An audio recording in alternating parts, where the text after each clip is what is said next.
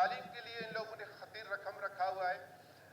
میں اس کو اپریشیٹ کرتا ہوں. 100-150 بچوں کو ایک ٹیچر پڑھاتا ہے. یہ پڑھا سکتا ہے؟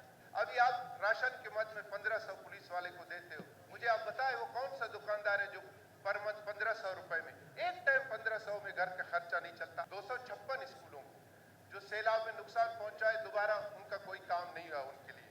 کہ 2024 اور 25 کا جو بجٹ ہمارے وزیر اعلیٰ صاحب, ہمارے فنانس منسٹر میر شعیب نوشیروانی صاحب اور ہمارے پی این ڈی کے منسٹر, ان سب نے جو تھوڑے وقت میں کم وقت میں ملکی معاشی حالت کو سامنے رکھ کر ایک بہترین بجٹ دیا ہے, اس پر میں وزیر اعلیٰ صاحب کو ان کی ٹیم کے ساتھ مبارکباد پیش کرتا ہوں.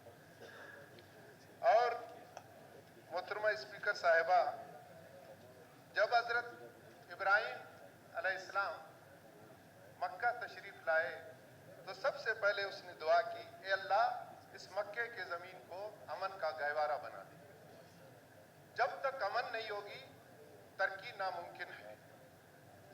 ہمارے ملک اور صوبے کے امن کے معاملات حالات ہم سب کے سامنے ہیں. میں اب بات کروں گا اپنے ضلع کی.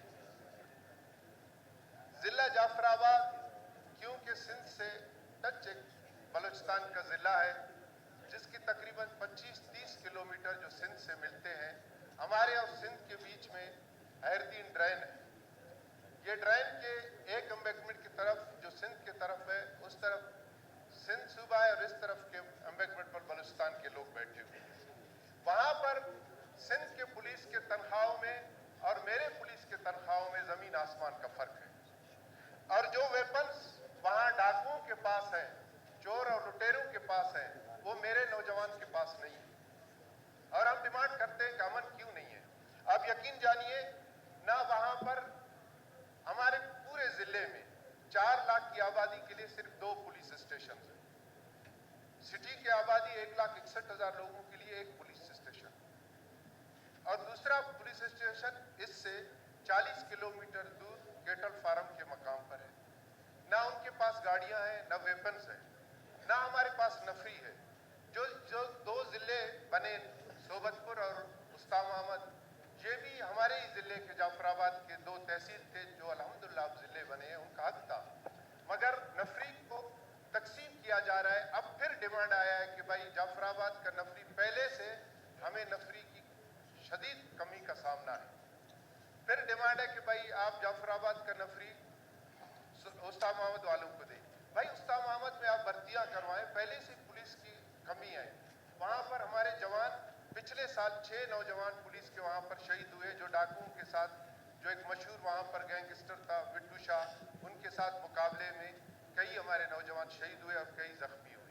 تو میں اسی لیے حکومت بلوچستان اور اپنے بھائی سرفراز بگٹی سے یہ مطالبہ کرتا ہوں اور یہ درخواست کرتا ہوں کہ ان چیزوں پر توجہ دینے کی ضرورت ہے. ہمیں اشد 2 تھانوں کی سخت ضرورت ہے.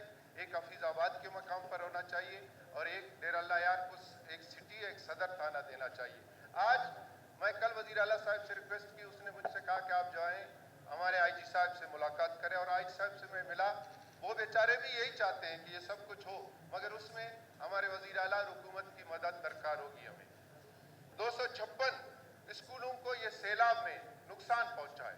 256 اسکولوں کو جو سیلاب میں نقصان پہنچا ہے, دوبارہ ان کا کوئی کام نہیں ہوا ان کے لیے. اور یہاں سے گھریں منظور ہوئی ہیں فلڈ ڈیمیجز کی مد میں. وہ استام احمد اور جعفر آباد کے تقریباً 34,000 گھر تھے. میں ایک تنظیم سے, جماعت اسلامی سے تعلق رکھتا ہوں. ہمارا خدمت کا ایک تنظیم الخدمت, میں خود اس کا حصہ بھی ہوں, اور میں نے 2022 کے سیلاب میں اپنے لوگوں کی حسب توفیق خدمت کی ہے. مگر وہاں پر جو میں نے سروے کرایا, صرف جعفر آباد میں 35,000 لوگوں کو گھروں کو لوگوں کے نقصان ہوئے. 35,000. آپ 2 ضلعوں کو 34,000 دے رہے ہیں. اس کو بڑھانے کی ضرورت ہے. اس کے علاوہ صحت کے شعبے میں ہمارے ایک پی ایچ کیو ہے ہمارے ضلعی ہیڈ کوارٹر میں. وہاں پر آپ یقین کریں 16 ڈاکٹروں کے پوسٹوں پر صرف 6 ڈاکٹرز وہاں پر ہیں, باقی پوسٹ خالی ہیں. وزیر صحت صاحب بھی بیٹھے ہیں اور ہمارا بھائی وزیر اعلیٰ صاحب بھی یہاں تشریف فرما ہے. मैं ये गुजारिश करता हूँ, अगर बलूचिस्तान के पास डॉक्टर्स की कमी है तो सिंध हमसे नजदीक है, कॉन्ट्रैक्ट बेस पर सिंध से लोग लिए जाएं ताकि हमारा ये मसला हल किया जाए। बादीनी साहब, माजरत से मैं आपको कहूंगी कि अभी आप तशरीफ रखें, क्योंकि टाइम की कमी की वजह से मैं पार्लिमानी लीडर अपने पार्टी का, मुझे बात करने का हक है। 40-40 मिनट तक लोग बात करते रहे, 20-20 मिनट तक मेरी बहन, मेरा भी एक बनता है कि 10 मिनट तक मैं बात करूं। जब हमने बात शुरू नहीं किया बोलते खत्म कर। अभी यार किधर हो गया भाई, 3 मिनट नहीं हुए भाई। थोड़ा बहुत भाई, ज़राअत और लाइफ स्टॉक, मैं अप्रिशिएट करता हूं गवर्नमेंट ऑफ बलूचिस्तान को कि उन लोगों ने 2500 ट्रैक्टर रखे हैं, मगर ये उन गरीबों तक पहुंचने चाहिए।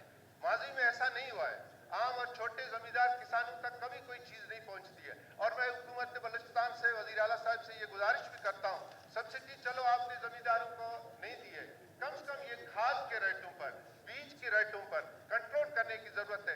अब हमारे पास खरीफ का सीजन है, चावल का फसल तैयार होने जा रहा है और हमें अभी वहां पर खाद की जरूरत होती है और सरकारी रेट होता है 2200 रुपया मार्केट से। मेरी बहन स्पीकर साहिबा खुद भी वहां की जमींदार है और उसे भी चीजों का पता और एहसास है।